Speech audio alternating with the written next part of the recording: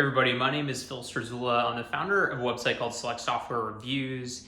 And today we're going to do a quick overview on buying HR tech. This is meant to be for people who already are actually fairly experienced at buying HR tech and providing a couple of unique insights, as well as folks who maybe are just getting started. Maybe you've gone through one or two procurement processes. Maybe this is your first one ever.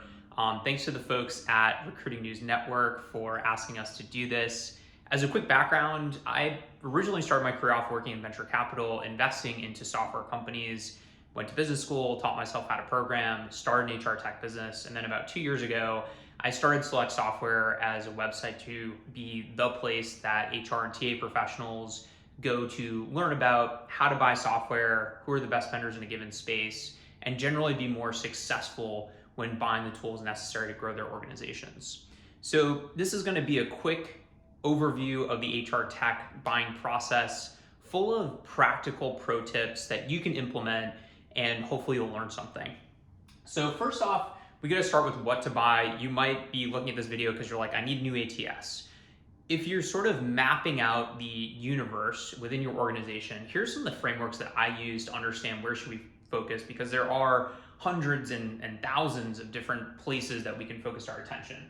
So the first is this dollar sign, which represents where does the business focus right now. So if you talk to the functional leaders in sales and product and engineering, et cetera, what are the problems that they're dealing with and how can HR and TA help with that?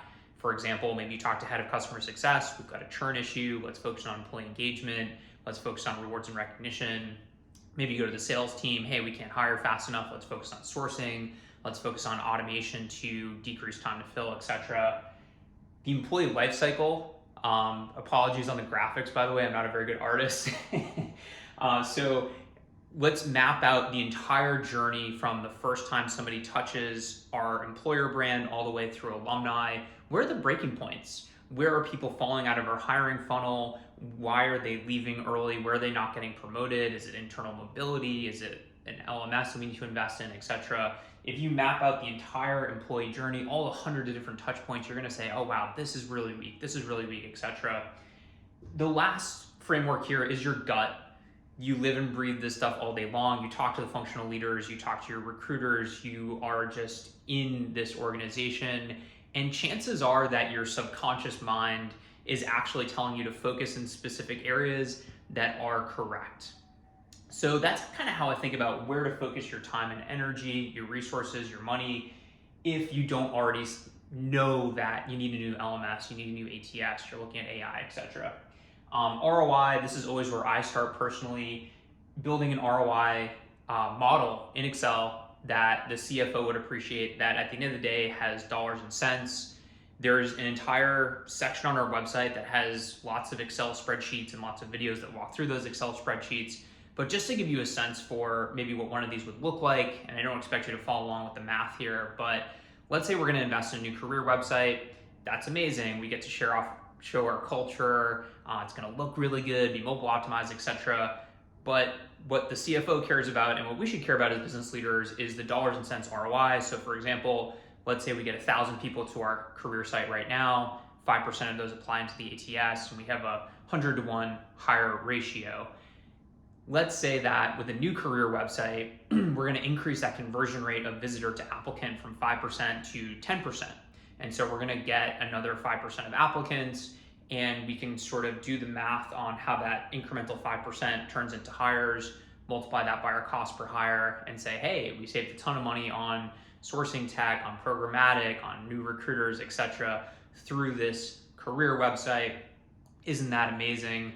The really cool thing, and we'll get to this in a second with some of the pro tips of the actual buying cycle, is that you can go back to your ROI model 6 months after implementation and say, hey, it was actually 8%, it was actually 12%. This other assumption, we thought we'd have the same traffic, it actually went up by 10%. So you get to learn by almost reviewing this as a journal entry and understand where you were right, where you were wrong, makes you a better allocator of capital, makes you a more credible leader internally. Okay, so let's think about the actual buying process. I've got a nice funnel on my shirt. What we do is we just spend all day working this funnel, understanding who are the thousands of vendors out there, who are the ones that are pretty good, who are the ones that are the best, and let's recommend those to our readers. So let's say we're looking at a new applicant tracking system. There's probably like 200 vendors out there, something like that. And we can do our research at the top of funnel. We can look at best of lists, like on a website like Select Software. We can look at, your G2s, your Capteras, etc. A lot of these websites, they're kind of game systems, to be quite honest. A lot of them are sort of pay to play as well. That's why we started our site in the first place. But we can start to sort of narrow down. We'll see some common names here.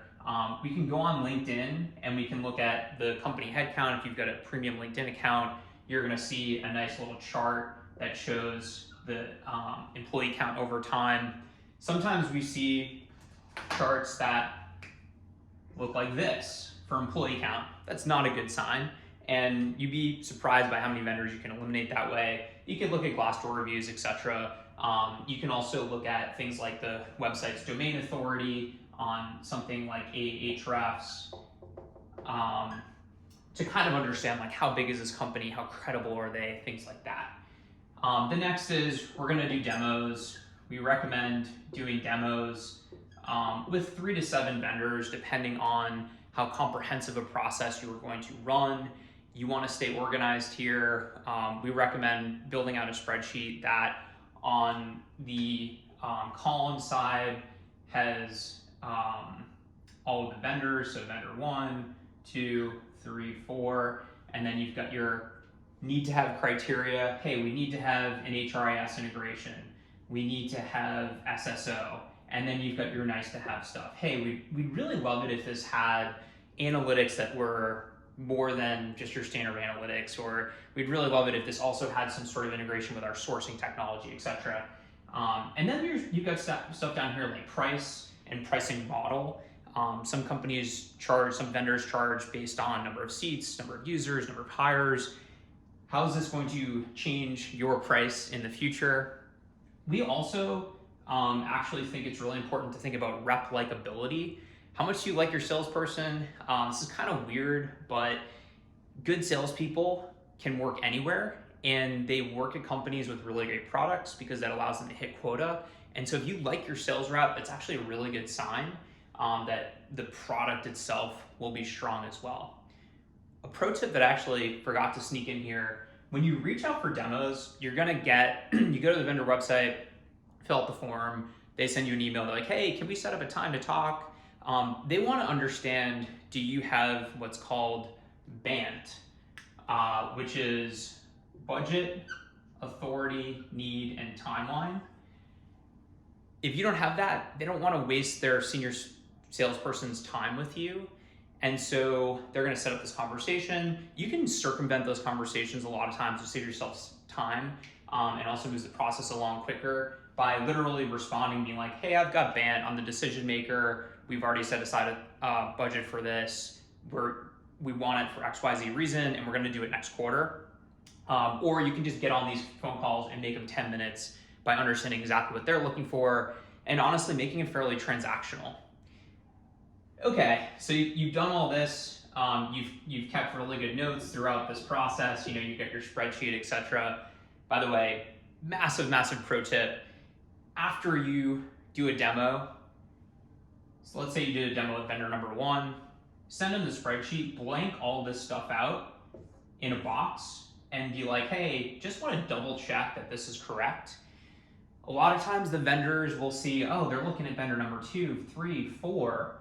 Do we give them the most competitive price? And many times you'll actually see the price go down a significant amount if you're just showing, hey, I'm a sophisticated buyer, I'm doing my research, and I'm talking to your competitors as well.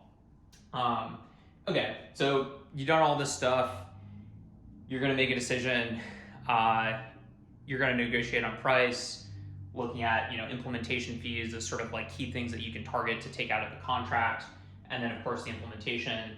I don't want to make this video too long, but the last thing again that I'll say that I think is really powerful is 6 months, 12 months, 18 months after implementation, go back to this ROI model and take a look at what assumptions were right, what assumptions were wrong, and analyze them for your own personal self, your own personal growth, but also then evangelize within the organization what you did, because there's this really amazing virtuous circle that happens where if you do a good job and you evangelize it, you get internal credibility, which gets you more resources, which allows you to get more tools, which allows you to do a better job, which if you then evangelize on and on and on, gets you more resources, gets you more internal credibility, etc. And so there's this like amazing virtuous feedback cycle that starts happening here and goes here and goes here, and then